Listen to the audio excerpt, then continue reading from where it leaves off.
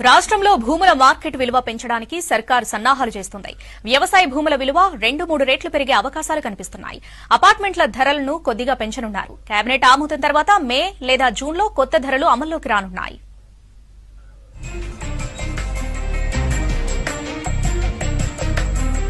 రాష్ట్రంలో వ్యవసాయ భూముల మార్కెట్ వాల్యూ భారీగా పెరగనుంది.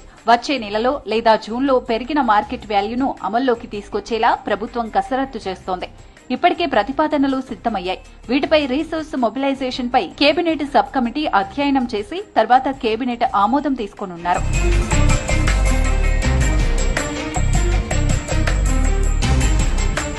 రాష్ట్రంలో కాంగ్రెస్ అధికారంలోకి వచ్చిన తర్వాత ఇప్పటి వరకు భూముల విలువ పెంచలేదు.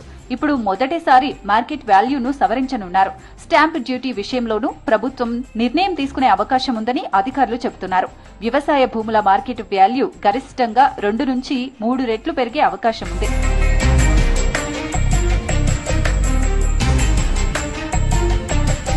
హైదరాబాద్ ఓఆర్ఆర్ పరిసర ప్రాంతాల్లోని రెసిడెన్షియల్ ఫ్లాట్ల విలువ కూడా 3 ఇంతలు పెరిగే ఛాన్స్ ఉంది.